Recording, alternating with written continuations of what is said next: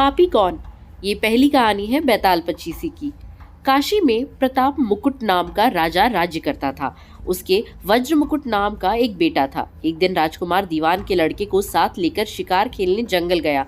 घूमते घूमते उन्हें तालाब मिला। उसके पानी में कमल खिले थे और हंस किल्लोल कर रहे थे। किनारों पर घने पेड़ थे जिन पर पक्षी चहचहा रहे थे। दोनों मित्र वहां रुक गए और तालाब के पानी में हाथ मुंह धोकर ऊपर महादेव के मंदिर पर गए। घोड़ों को उन्होंने मंदिर के बाहर बांध दिया। वो मंदिर में दर्शन करके बाहर आए तो देखते क्या है कि तालाब के किनारे राजकुमारी अपनी सहेलियों के साथ स्नान करने आई है। दीवान का लड़का तो वहीं एक पेड़ के नीचे बैठ रहा। राजकुमार से न रहा गया, वह आगे बढ़ गया। राजकुमारी ने उसकी ओर देखा तो वह उस पर मोहित हो गया। राजकुमारी भी उसकी तरफ देखती रही। फिर उसने किया क्या कि जूड़े में से एक कमल का फूल निकाला, कान से लगाया, दांत से कुतरा, पैर के नीचे दबाया और फिर छाती से लगा अपनी सखियों के साथ चली गई। उसके जाने पर राजकुमार निराश हो अपने मित्र के पास आया और सब हाल सुनाकर बोला, मैं इस राजकुमारी के बिना नहीं रह सकता, पर मुझे न तो उसका नाम मालूम है न ठिकाना, वह कैसे मिलेगी? दीवान के लड़के ने कहा, राजकुमार आप इतना घबराए नहीं, वह सब कुछ बता गई है। राजकुमार ने पूछा, कैसे?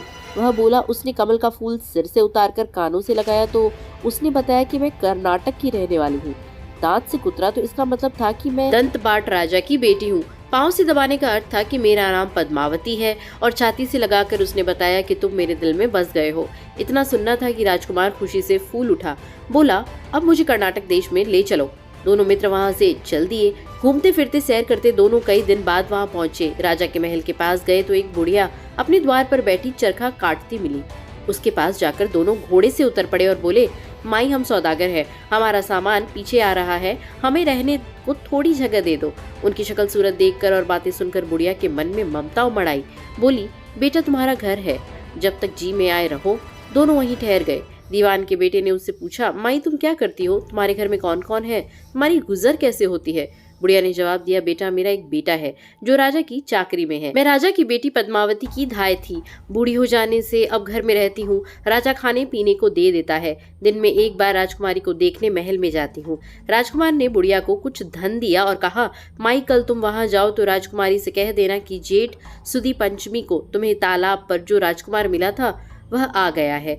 अगले दिन जब बुढ़िया राजमहल गई तो उसने राजकुमार का संदेशा उसे दे दिया। सुनते ही राजकुमारी ने गुस्सा होकर हाथों में चंदन लगाकर उसके गाल पर तमाचा मारा और कहा, मेरे घर से निकल जा। बुढ़िया ने घर आकर सब हाल राजकुमार को कह सुनाया। राजकुमार हक्का बक्का रह गया। तब उसके मित्र ने कहा, राजकुमार आप घबराए नहीं, उसकी बातों को समझें। उसने 10 उंगलियां सफेद चंदन में मारी। इससे उसका मतलब यह है कि अभी 10 रोज चांदनी के हैं। उनके बीतने पर मैं अंधेरी रात में मिलूंगी। 10 दिन के बाद बुढ़िया ने फिर राजकुमारी को खबर दी तो इस बार उसने केसर के रंग में 3 उंगलियां डुबोकर उसके मुंह पर मारी और कहा, भाग यहाँ से। बुढ़िया ने आकर सारी बातें सुना दी। राजकुमार शोक से व्याकुल हो गया। दीवान के लड़के ने समझाया, इसमें हैरान होने की क्या बात है? उसने कहा है कि मुझे मासिक धर्म हो रहा है, 3 दिन और ठहरो। 3 दिन बीतने पर बुढ़िया फिर वहां पहुंची। इस बार राजकुमारी ने उसे फटकार कर पश्चिम की खिड़की से बाहर निकाल दिया। उसने आकर राजकुमार को बता दिया। सुनकर दीवान का लड़का बोला, मित्र उसने आज रात तुम्हें उस खिड़की की राह बुलाया है। मारी खुशी के राजकुमार उछल पड़ा। समय आने पर उसने बुढ़िया की पोशाक पहनी, इत्र लगाया, हथियार बांधे। दोपहर रात बीतने पर वह महल में जा पहुंचा और खिड़की में से होकर अंदर पहुंच गया। राजकुमारी वहां तैयार खड़ी थी। वह उसे भीतर ले गई। अंदर के हाल देखकर राजकुमार की आंखें खुल गई। एक से बढ़कर एक चीजें थी। रात भर राजकुमार राजकुमारी के साथ रहा। जैसे ही दिन निकलने को आया कि राजकुमारी ने राजकुमार को छिपा दिया और रात होने पर फिर बाहर निकाल लिया। इस तरह कई दिन बीत गए। अचानक एक दिन राजकुमार को अपने मित्र की याद आई। उसे चिंता हुई कि पता नहीं उसका क्या हुआ होगा। उदास देखकर राजकुमारी ने कारण पूछा तो उसने बता दिया। बोला, वह मेरा बड़ा प्यारा दोस्त है, बहुत चतुर है, उसकी होशियारी ही से तो तुम मुझे मिल पाई हो। राजकुमारी ने कहा, मैं उसके लिए बढ़िया बढ़िया भोजन बनवाती हूँ, तुम उसे खिलाकर तसल्ली देकर लौट आना। खाना साथ में लेकर राजकुमार अपने मित्र के पास पहुंचा।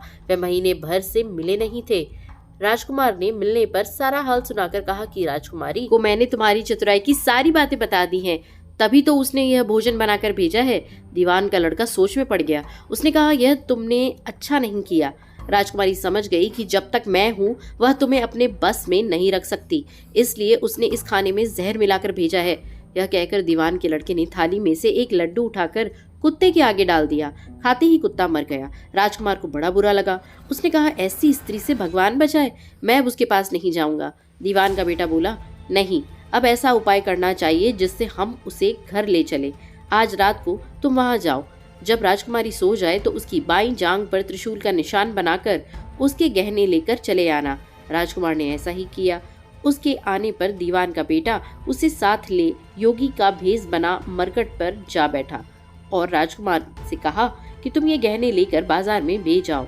कोई पकड़े तो कह देना कि मेरे गुरु के पास चलो और उसे यहाँ ले आना। राजकुमार गहने लेकर शहर गया और महल के पास एक सुनार को उन्हें दिखाया। देखते ही सुनार ने उन्हें पहचान लिया और कोतवाल के पास ले गया। कोतवाल ने पूछा तो उसने कह दिया कि ये मेरे गुरु ने मुझे दिए हैं। गुरु को भी पकड़वा लिया गया। सब राजा के सामने पहुंचे। राजा ने पूछा, योगी महाराज ये गहने आपको कहाँ से मिले? योगी बने दीवान के बेटे ने कहा, महाराज मैं मसान में काली चौदस को डाकिनी मंत्र सिद्ध कर रहा था कि डाकिनी आई। मैंने उसके गहने उतार लिए और उसकी बाई जांघ में त्रिशूल का निशान बना दिया। इतना सुनकर राजा महल में गया और उसने रानी से कहा कि पद्मावती की बाई जांघ पर देखो कि त्रिशूल का निशान तो नहीं है। रानी ने देखा तो था। राजा को बड़ा दुख हुआ। बाहर आकर वह योगी से एक और ले जाकर बोला, महाराज धर्मशास्त्र में खोटी स्त्रियों के लिए क्या दंड है? योगी ने जवाब दिया, राजन ब्राह्मण, गौ, स्त्री, लड़का और अपने आश्रय में रहने वाले से कोई खोटा काम हो जाए तो उसे देश निकाला दे देना चाहिए। यह सुनकर राजा ने पद्मावती को डोली में बिठाकर जंगल में छुड़वा दिया। राजकुमार और दीवान का बेटा तो ताक में बैठे ही थे। राजकुमारी को अकेली पाकर साथ ले अपने नगर में लौट आए और आनंद से रहने लगे। इतनी बात सुनकर बैताल बोला, राजन यह बताओ कि पाप किसको लगा है? राजा ने कहा, पाप तो राजा को लगा। दीवान के बेटे ने अपने स्वामी का काम किया। कोतवाल ने राजा का कहना माना और राजकुमार ने अपना मनोरथ सिद्ध किया। राजा ने पाप किया जो बिना विचारे उसे देश निकाला दे दिया। राजा का इतना कहना था कि बैताल फिर उसी पेड़ पर जा लटका। राजा वापस गया और बैताल को लेकर चल दिया। बैताल बोला, राजन सुनो, एक कहानी और सुनाता हूँ। बैताल की ये दूसरी कहानी सुनिए दूसरे भाग में। कहानी पसंद आई हो तो लाइक, शेयर और सब्सक्राइब जरूर करिएगा और ढेरों कहानियों के लिए पारिवारिक, सुविचार, धार्मिक हमें फॉलो करना ना भूलें। Thank you for listening.